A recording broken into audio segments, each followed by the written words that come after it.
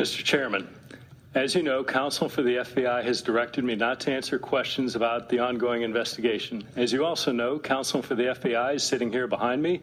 May I consult with them? You may consult with your own counsel. But I may not consult with the FBI's counsel? Only with your own counsel. Mr. Chairman, there's no basis for that. He can consult with the FBI counsel. He's an FBI employee. The gentleman is not recognized. And the chairman is not being proper. The chairman is being proper. Witness can't be directed not to confer with his attorney. The FBI is not his attorney. His attorney is seated behind him. If he wishes, He's an employee of the FBI, Mr. He's already done. He may do so. And his attorney may consult with the FBI attorney? Isn't the privilege that of the... Order, Mr. Chairman. Will the committee also consider contempt for Mr. Bannon, who refused to answer Mr. Gowdy's questions when he was actually under subpoena? That is not a proper point of order in this hearing. Parliamentary inquiry. Mr. Gowdy, do you remember Parliamentary inquiry. The time is controlled by the gentleman from Parliamentary inquiry. A parliamentary inquiry is Mr. not in Bannon, order answer your when the questions gentleman under subpoena, from Mr. South Carolina controls the time.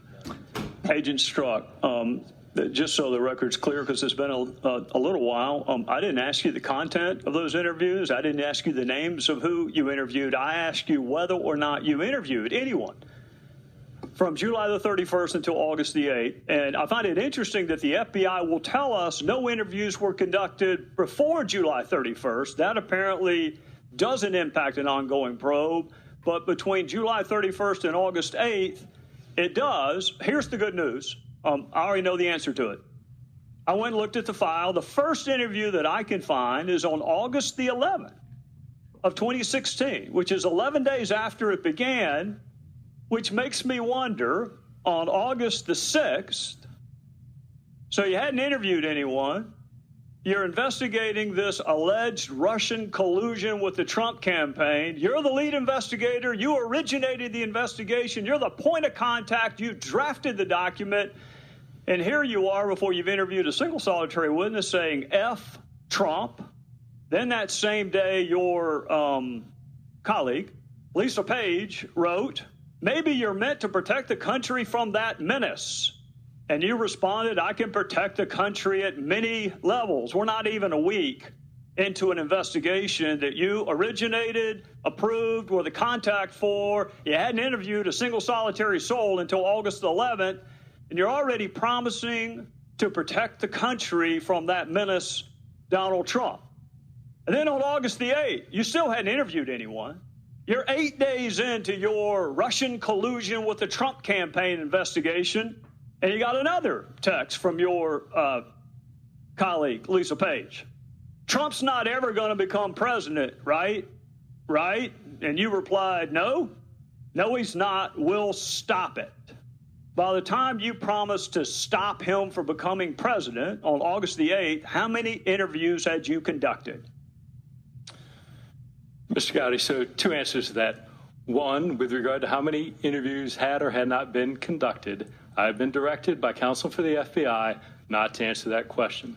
Second, sir, I think it's important to take those texts in the context of how they were written and what they meant. And someone may ask you that question, Agent Strzok, but I didn't.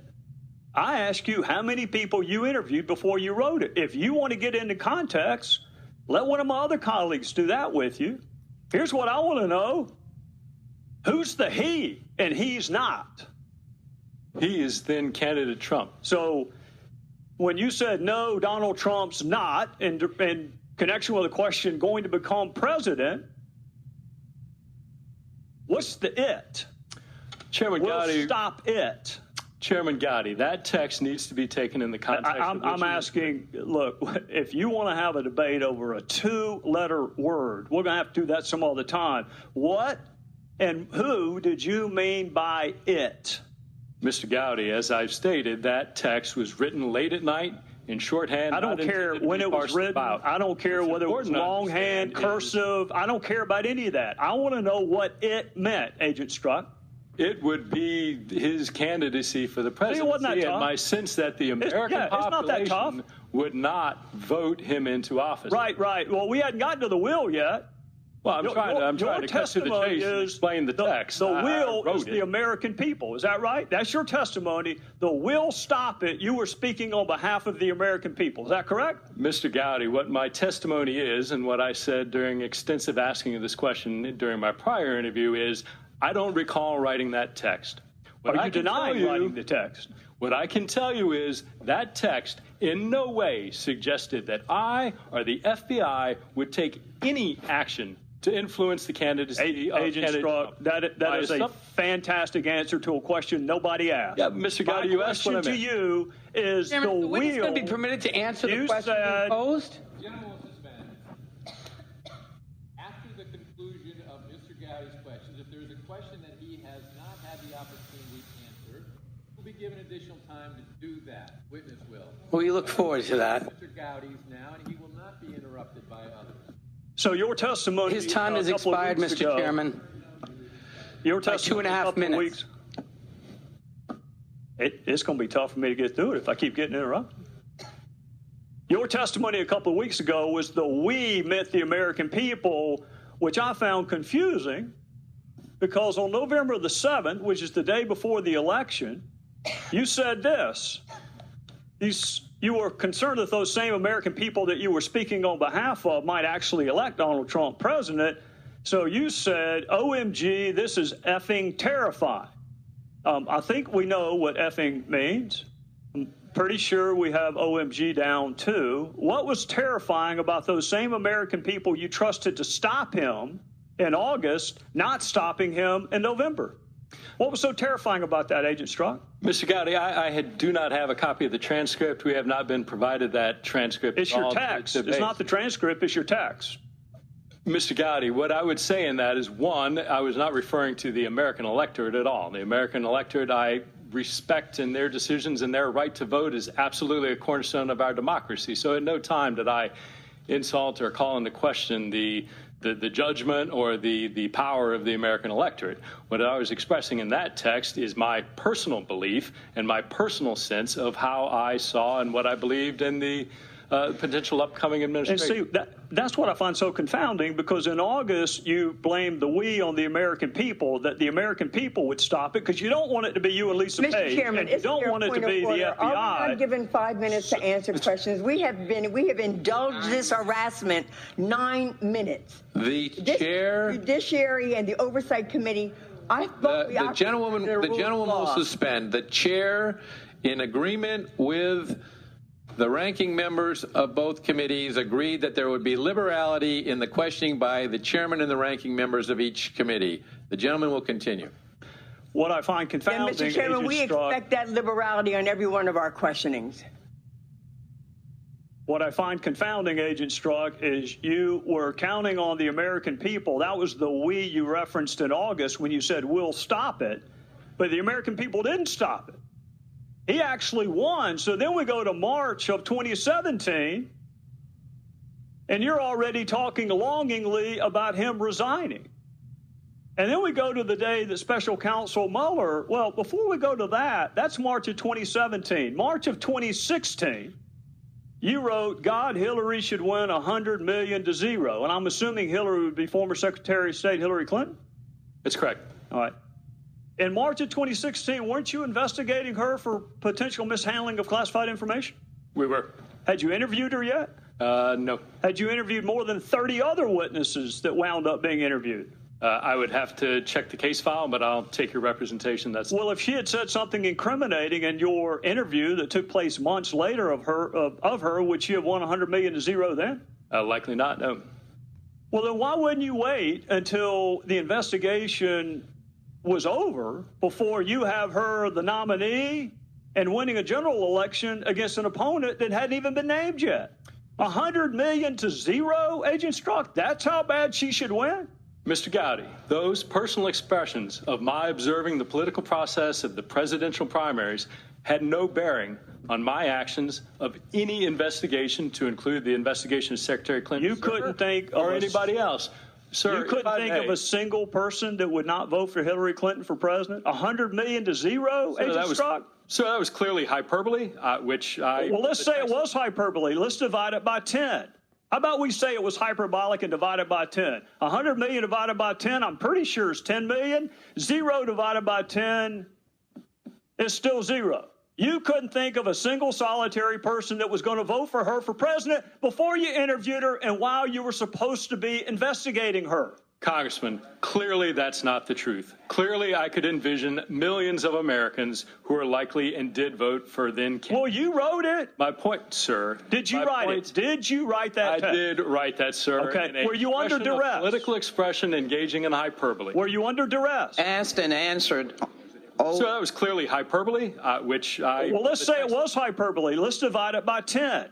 How about we say it was hyperbolic and divided by 10? 100 million divided by 10, I'm pretty sure is 10 million. 0 divided by 10 is still 0. You couldn't think of a single solitary person that was going to vote for her for president before you interviewed her and while you were supposed to be investigating her. Congressman, clearly that's not the truth. Clearly, I could envision millions of Americans who are likely and did vote for then candidate. Well, you wrote it. My point, sir. Did you write it? Did you write that text? I did write that, sir. Okay. Were you under duress? Political expression engaging in hyperbole. Were you under duress? Asked and answered over and over again. The gentlewoman will suspend. The gentleman from South Carolina controls the time.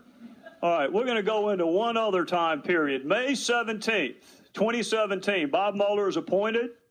Your friend Jim Comey's been fired. He's already leaked the memos to his law professor friend, and Mueller is special counsel. Do you remember how long it took for you to start talking about impeachment after Bob Mueller was appointed? I don't, sir. 1 day. 1 day. And you were talking about impeachment. And for anyone who may have missed it the day after his appointment, Agent Strzok, you did it again 5 days later. Now, how many interviews had you done as part of the special counsel team within the first 5 days of his appointment? Sir, again, same answer as before. I can't get into details. Right, and the answer is also the same. It's 0. No interviews have been done. I don't know if that's true or not. No interviews had been done by August the 8th when you're talking about stopping him and how terrifying it would be for him to win and how you can protect the country. And no interviews have been done before you're talking about impeachment of the president. But no wonder Bob Mueller kicked you off of the investigation, Agent Strzok. My question is, if you were kicked off when you read the text, shouldn't you have been kicked off when you wrote them? Not at all. Well, it wasn't the discovery of your text, Mr. Strzok. It was the existence of your bias that got you kicked off. No, Mr. Gowdy, it wasn't. I do not have bias. My personal opinions in no way. Well, then why did you get kicked off? Why'd you get kicked off? Mr. Gowdy, my understanding of why I was kicked off was that based on an understanding of those texts and the perception that they might create is something that... Hang on a second, Agent Strzok. Hang on a second. Perception. Integrity. You're saying it was the perception. There are 13 Democrats on the special counsel probe, including one who went to what he hoped was a victory party. That's a perception problem, too. They weren't kicked off. You were. Why were you kicked off? Mr. Gowdy, I cannot speep to Special Counsel Mueller's How long did you talk to him? The reasons why he did or did. How long did you talk to him when he let you go? Witness answer the question. Witness will be afforded the opportunity to answer the question if there is a question he wants to answer after Mr. Gowdy's time. My recollection is it was a short meeting, somewhere between 15 to 30 minutes, probably around 15 minutes. And your testimony is Bob Mueller did not kick you off because of the content of your text. He kicked you off because of some appearance that he was worried about. Sure. My testimony, what you asked and what I responded to was that he kicked me off because of my bias. I'm stating to you it is not my understanding that he kicked me off because of any bias, that it was done based on the appearance. If you want to represent what you said accurately, I'm happy to answer that question, but I don't appreciate what was originally said being changed. I don't give a damn what you appreciate, Agent Strzok. I don't appreciate having an FBI agent with an unprecedented level of animus working on 2 major investigations during 2016.